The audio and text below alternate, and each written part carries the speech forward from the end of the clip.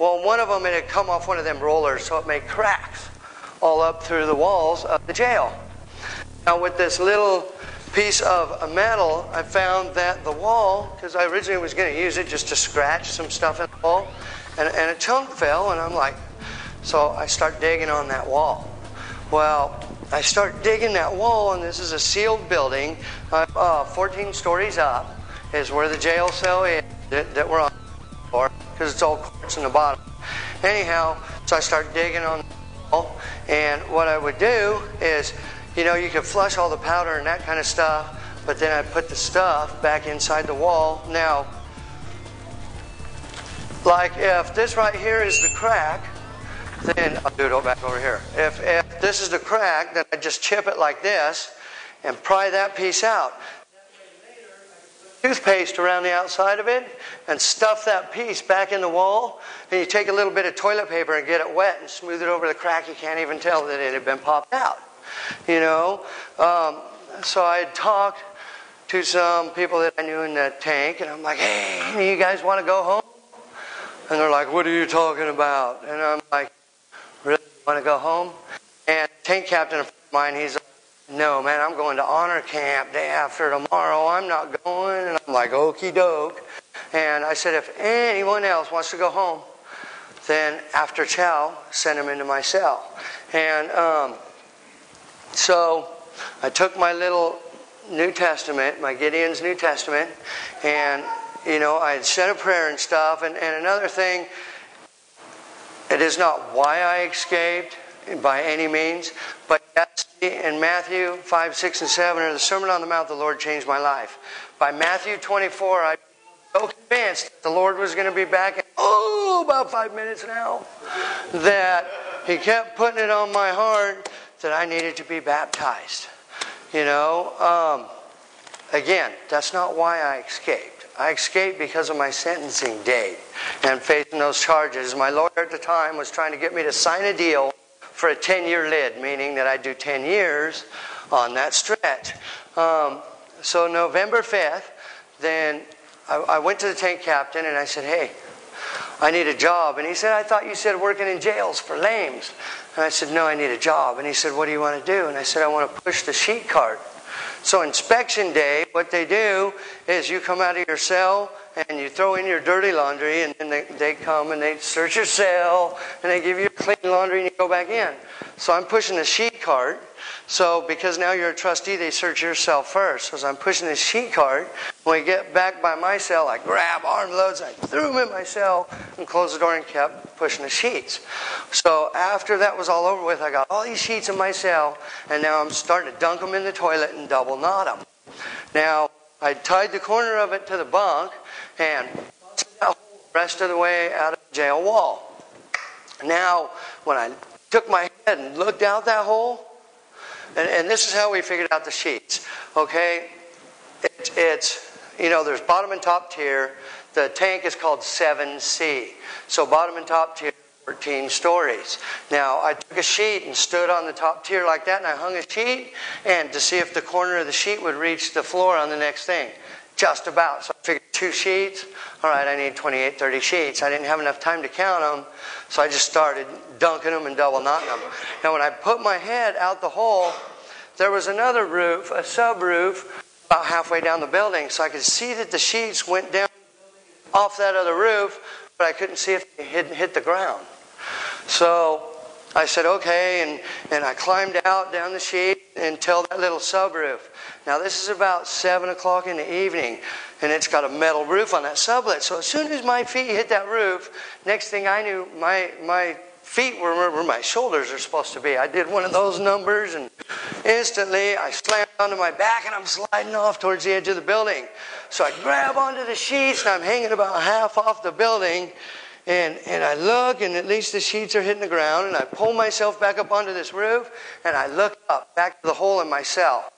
And to be honest with you, I was like, So I actually grabbed them sheets and went to go try to climb back up into my cell. I changed my mind, and I went to pull myself up, and I'm like, I seen headlights hit the building, but it's the biggest thing in the middle of town.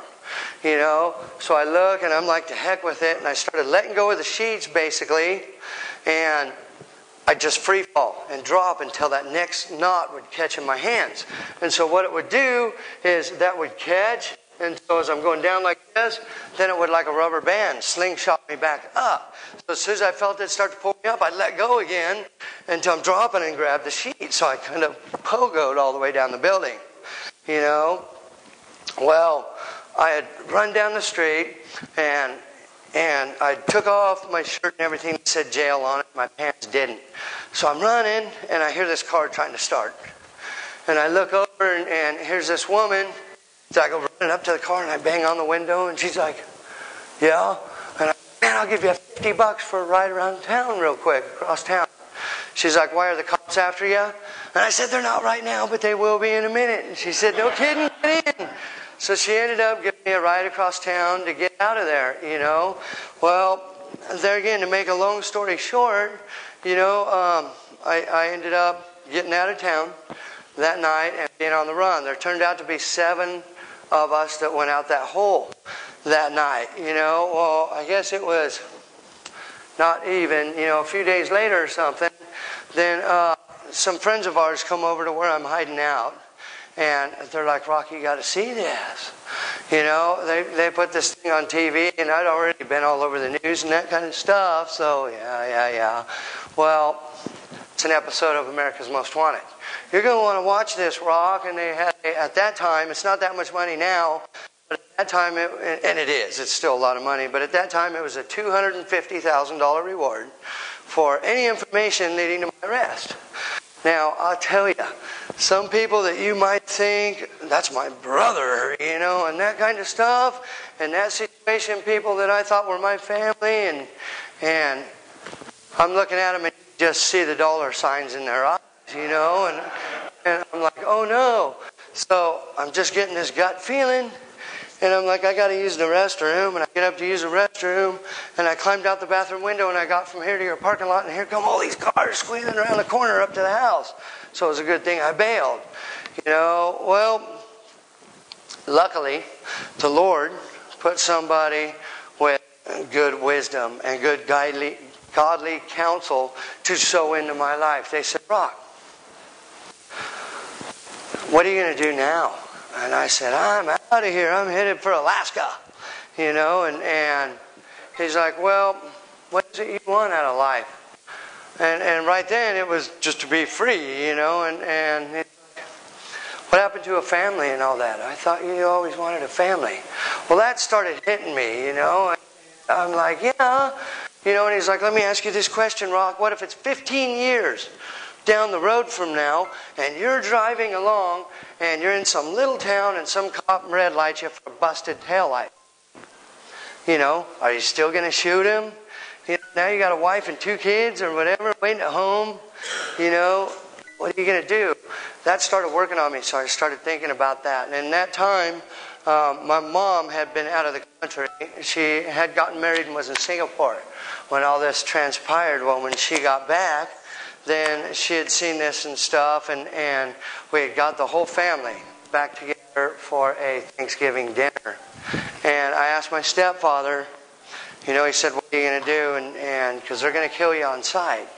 And I said, well, it went against everything that I believed in how I was raised, but I said, okay, I'm going to turn myself in. And he said, good man. So we had Thanksgiving dinner with the family and everything, and we went to the jail to turn myself in. And being as it's Thanksgiving, there was one woman at this window, and we come walking in. She's like, can I help you?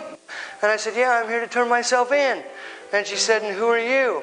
And I said, I'm Hole-in-the-Wall Rocky, because that's what John Walsh, or his name, he said, Hole-in-the-Wall Gang escapes from San Diego. So that's where I do. That's kind of cool. So from then on, everyone knew me as Hole-in-the-Wall Rocky. Anyhow, so I went to the jail and I said, I'm Hole-in-the-Wall Rocky. And she says, yeah, right. Have a good Thanksgiving. And I'm like, so we go to start walking out the door, and I walked back and I said, do you have a piece of paper or anything that you can stamp showing that I was here? And she says, you know what, wait a minute. Maybe you should come back in here so I can take your fingerprints and really find out who you are. So when I went in and they took my fingerprints, from then on it was all over. You know, they gaffled me back up and